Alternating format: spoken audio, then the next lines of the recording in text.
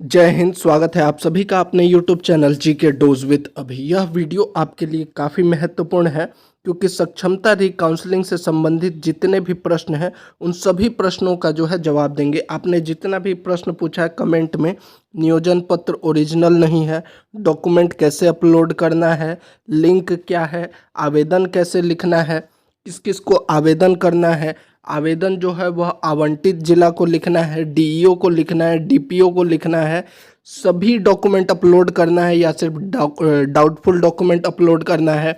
अगर डॉक्यूमेंट में सुधार नहीं हुआ है तो क्या करना है, नियोजन पत्र, आधार नंबर, नाम में सुधार, डेट ऑफ बर्थ सुधार, original document, BEd bridge course जिसका नहीं हुआ है, उन सभी प्रश्नों का जवाब इस वीडियो में देने वाले हैं। आपसे बस इतना ही रिक्वेस्ट है, वीडियो को जरूर लाइक कर दीजिए और चैनल को जरूर सब्सक्राइब कर दीजिए। लगभग 450 कम है 10,000 होने में, तो आप जल्दी से चैनल को जरूर सब्सक्राइब कर दीजिएगा और शेयर भी कर दीजिएगा। तो चलिए वीडियो को शुरू करते हैं। सबसे पहले जो न्यूज़ में है आज उसको देख लेते हैं। आज का जो है न्यूज़ में, चाहे कोई भी आप न्यूज़ पत्र उठाकर देखिए, सभी में जो है सक्षमता काउंसलिंग के बारे में लिखा गया है कि 48,000 नियोजित शिक्षकों की काउंसलिंग छठ के बाद होगी। आपकी काउंसलिंग प्रक्रिया जो है वह छठ के बाद ही होगी, लेकिन उसमें जो सुधार है, जैसे आवेदन के लिए जो है अंतिम तिथि 4 नवंबर है। इसके अलावा जो है आपका 9 तारीख तक जो है डॉक्यूमेंट अपलोड का मौका दिया गया है। बाकी ये डिटेल में हम नहीं पढ़ेंगे, न्यूज़पेपर आप खुद भी देख सकते हैं। जो मुख्य जानकारी है वही हम आपको बताने वाले हैं। इसके अलावा ये बेगूसराय में जो है खबर दी गई है कि काउंसलिंग नहीं कराने वाले सक्षमता पास शिक्षकों का 4 नंबर तक डीओ कार्यालय में देंगे आवेदन। तो हर अखबार में जो है प्रमुखता से जो है इस खबर को रखा गया। अब आ जाते हैं मेनली जो आपका काउंसलिंग होना है और आपका जो प्रश्न है उन सभी प्रश्नों को देख लेते हैं। तो देखिए, कल जो है यह पत्र निर्गत किया गया था। यह मेनली जो है सभी जिला शिक्षा पदाधिकारी को पत्र लिखा गया और इसका कारण यह है कि आपने देखा होगा पुराना जो पत्र जारी किया गया था उसके बाद ही बहुत सारे डीईओ ऑफिस में जो है आवेदन नहीं लिया जा रहा था। अब जो है सभी डीईओ ऑफिस को जो है यह पत्र लिखा गया है, जिला शिक्षा पदाधिकारी सभी जिला शिक्षा पदाधिकारी को लिखा गया है।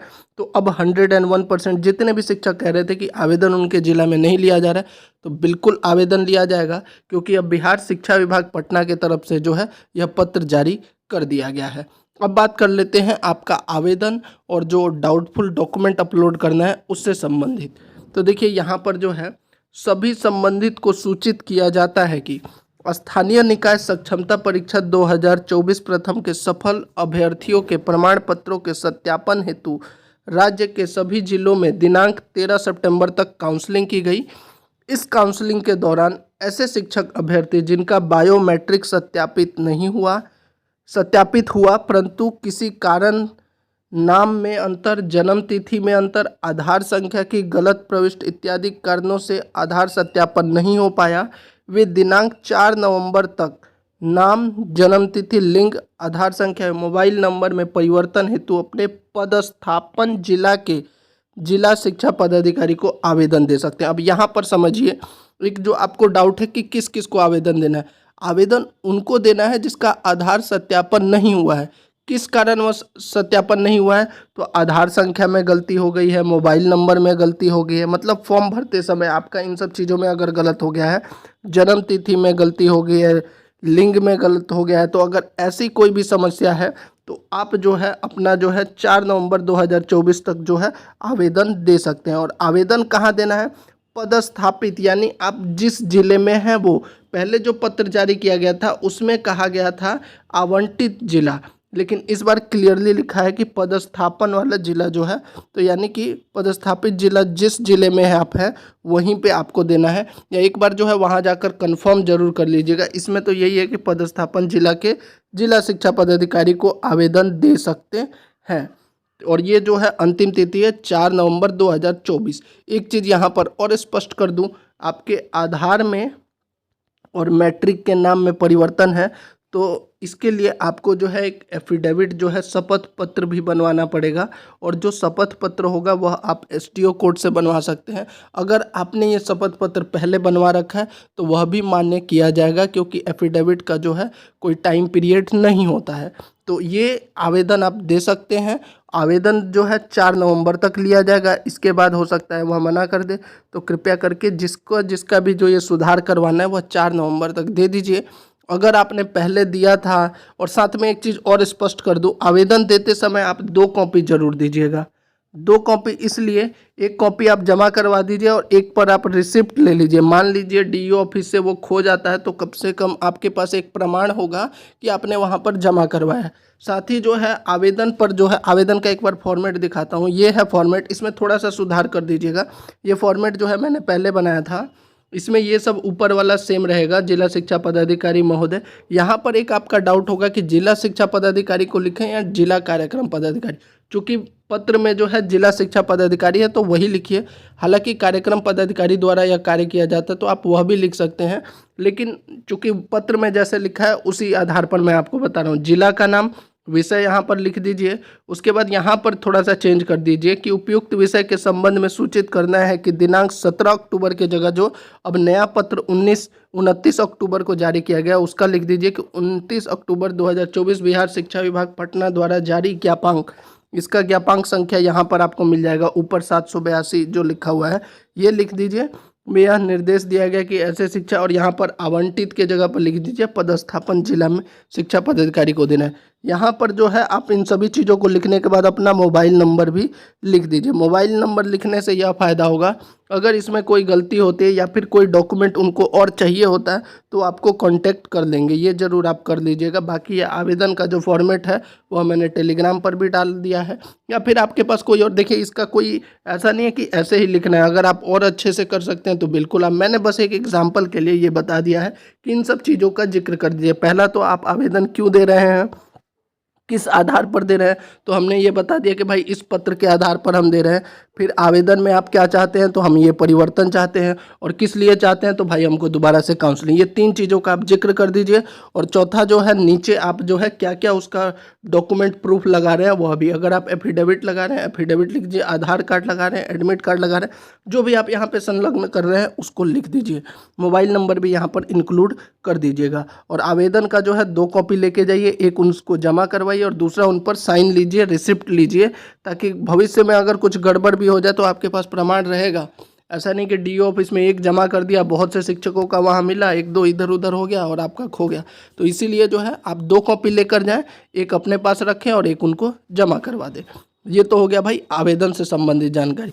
अब आगे देखते हैं हम द्वारा संशोधित। अब देखिए उक्त आवेदन के आधार पर जो है जो आप आवेदन देंगे पर संबंधित जिला के जिला कार्यक्रम पदाधिकारी द्वारा संशोधित नाम, जन्म तिथि, लिंग, आधार संख्या एवं मोबाइल नंबर की प्रविष्टि बिहार विद्यालय परीक्षा समिति के वेबसाइट पर किया जाएगा। जो आप आवेदन देंगे उसी के आधार पर जो है जिला कार्यक्रम पदाधिकारी स्थापना द्वारा जो है इसको प्रविष्ट किया जाएगा आपके BSEB के वेबसाइट पर, एवं अभ्यर्थी द्वारा दिए गए आवेदन को भी अपलोड करना अनिवार्य होगा। आप जो आवेदन देंगे उसको सही तरीके से लिखिएगा, इसीलिए हम बता रहे हैं क्योंकि वह भी अपलोड किया जाएगा, क्योंकि अब अगर आपकी गलती होगी तो आपके लिए मुश्किल हो जाएगा।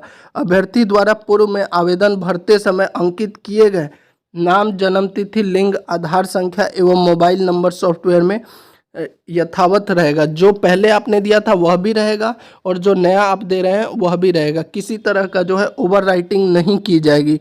इस प्रक्रिया के संपन्न होने के उपरांत संबंधित शिक्षक अभ्यर्थी का बायोमेट्रिक सत्यापन भी कराया जाएगा। जब ये सब चीज़ें हो जाएगा, अपलोड हो जाएगा, उसके बाद दोबारा से आपका जो है बायोमेट्रिक सत्यापन होगा और जिला कार्यक्रम पदाधिकारी द्वारा की गई कार्रवाई का सत्यापन सॉफ्टवेयर के माध्यम से संबंधित जिला के जिला शिक्षा पदाधिकारी द्वारा किया जाएगा। तो ये सब होने के बाद जो है आपका सत्यापन हो जाएगा। ये तो हो गया जिसको आवेदन देना है। आवेदन देने के बाद इन सब चीज़ों का करेक्शन होगा, सत्यापन होगा, उसके बाद आपका काउंसलिंग होगा। अब जो आ जाते हैं जो बहुत से शिक्षक हैं डाउटफुल वाले, उनको क्या करना है, तो देखिए 13 सितंबर तक जिलों में संपन्न काउंसलिंग के दौरान जिन शिक्षक अभ्यर्थियों का एक या एक से अधिक प्रमाण पत्र संदिग्ध यानी डाउटफुल पाया गया है, ऐसे शिक्षक अभ्यर्थियों के लिए सही प्रमाण पत्र अपलोड करने हेतु बिहार विद्यालय परीक्षा समिति द्वारा सॉफ्टवेयर में विकल्प प्रदान किया गया है। ये विकल्प प्रदान किया गया है और देखिए वेबसाइट क्या है। अतः संबंधित शिक्षक अभ्यर्थी अपने लॉगिन ID पासवर्ड के माध्यम से विद्यालय परीक्षा समिति के वेबसाइट www.bsebsakshamta.com www.ecdoswithabhi.in/login पर सभी सही प्रमाण पत्र 9 नवंबर तक अपलोड कर सकते हैं। हालांकि ये वेबसाइट अभी मैं खोल रहा था, अभी खुल नहीं रहा है, जैसे ही खुल जाएगा हम आपको सूचित करेंगे। लेकिन इसी पर जो है आपको डॉक्यूमेंट अपलोड करना है। अब यहाँ पर जो प्रश्न आ रहा है उसको देख लेते हैं।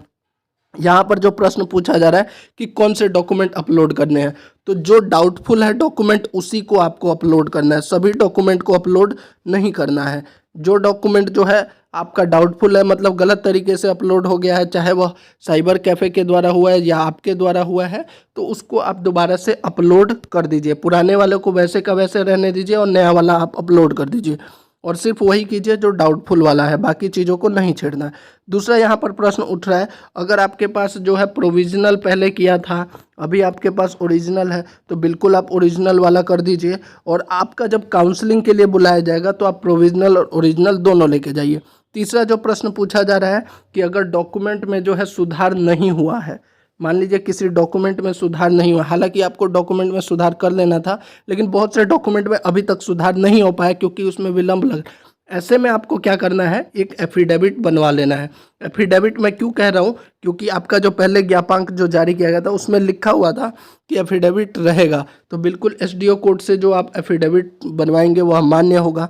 एक और जो प्रश्न बार बार पूछा जा रहा है कि नियोजन पत्र ओरिजिनल नहीं है, नियोजन पत्र ओरिजिनल नहीं है, तो देखिए अगर आपको ओरिजिनल नियोजन पत्र नहीं मिला है तो आपके पास एक ही विकल्प है, आप जो है नियोजन इकाई में जाइए, वहाँ जो सचिव है या बीडीओ जिससे भी है, आप दोबारा से उसी जो जेरोक्स कॉपी है आप उसको सत्यापित करवाइए, उस पर साइन लीजिए, स्टैंप लीजिए और नया डेट पर जो है उसको वेरीफाई करा लीजिए।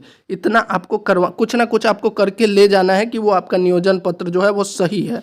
और बाकी जो प्रश्न है उसका भी जवाब मैं दे देता हूँ, वीडियो काफ़ी लंबा हो जाएगा इसीलिए जो है, इसके अलावा भी अगर कोई प्रश्न है तो आप कमेंट बॉक्स में पूछते रहिएगा। एक और जो बार बार पूछा जा रहा है ब्रिज कोर्स को लेकर, तो देखिए ब्रिज कोर्स कराने की जिम्मेदारी सरकार की है, आपकी नहीं है। आप बस एक एप्लीकेशन लिख दीजिएगा कि हमारा ब्रिज कोर्स नहीं हुआ है इसलिए किया गया है। ब्रिज कोर्स में आपकी कोई गलती नहीं है, ब्रिज कोर्स सरकार को, तो एक बार डीओ ऑफिस से कंफर्म कीजिए कि जिसका ब्रिज कोर्स नहीं हुआ है उसको अब क्या करना है। हालांकि हमारी तरफ से ऐसा कुछ भी नहीं है कि ब्रिज कोर्स वाले जो है उनको डाउटफुल जो किया गया वो गलत तरीके से है, ब्रिज कोर्स कराना सरकार की जिम्मेदारी है। अब आपके प्रश्न देख लेते हैं, अगर इसमें आपका कोई प्रश्न और है तो आप जो है कमेंट में पूछ लीजिएगा, या फिर सबसे अच्छा है कि आप टेलीग्राम पर भी जुड़ के जो है हमसे प्रश्न पूछ सकते हैं। ये बहुत सारे प्रश्न जो है टेलीग्राम पर पूछे गए हैं। पहला प्रश्न है लॉगिन आईडी से नहीं ओपन हो, अभी जो है किसी का ओपन नहीं हो रहा है, जैसे ही ओपन होगा हम आपको बता देंगे। सभी सर्टिफिकेट फिर से अपलोड, सभी नहीं करना है, सिर्फ डाउटफुल वाले को करना है। सर जिनका लॉगिन आईडी और पासवर्ड याद नहीं है, जिसको लॉगिन आईडी और पासवर्ड याद नहीं है वो इंतज़ार कीजिए, एक बार सक्षमता वाला वेबसाइट खुलता है, वहाँ पे कुछ ना कुछ ऑप्शन होगा फॉरगेट वाला, वो जैसे ही होगा हम आपको बताएंगे।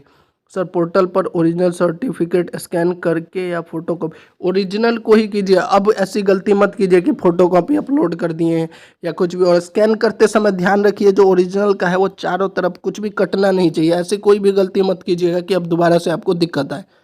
सर जिसका सर्टिफिकेट में फादर नेम में मिसमैच है उसको क्या एफिडेविट देने से काउंसलिंग हो जाएगा?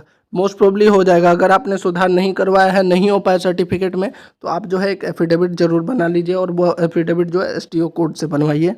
सर मैट्रिक और इंटर टाइटल मिसमैच हुआ है, वो डॉक्यूमेंट सुधार नहीं हुआ, तो डॉक्यूमेंट सुधार नहीं हुआ तो एक एफिडेविट जरूर बनवाना पड़ेगा, हो जाएगा मोस्ट प्रोबली आपका। डॉक्यूमेंट में डाउटफुल है, बस वही डॉक्यूमेंट सिर्फ, जी हाँ, जो डॉक्यूमेंट में डाउटफुल है सिर्फ वही डॉक्यूमेंट को अपलोड करना है। सर डाउटफुल मिसमैच, ज़्यादातर प्रश्न यही पूछा जा रहा है कि कौन से डॉक्यूमेंट अपलोड करना है, डाउटफुल वाला ही अपलोड करना है, बाकी सभी को छेड़छाड़ नहीं करना है। ये थी पूरी जानकारी। अभी भी आपका कोई प्रश्न है कमेंट में पूछिए, आपसे बस इतना ही रिक्वेस्ट है, चैनल को जरूर सब्सक्राइब कीजिए, वीडियो को लाइक कीजिए, टेलीग्राम पर भी जुड़ जाइए, आपके सभी प्रश्नों का जवाब हम जरूर आपको वीडियो के माध्यम से देते रहते हैं। जय हिंद।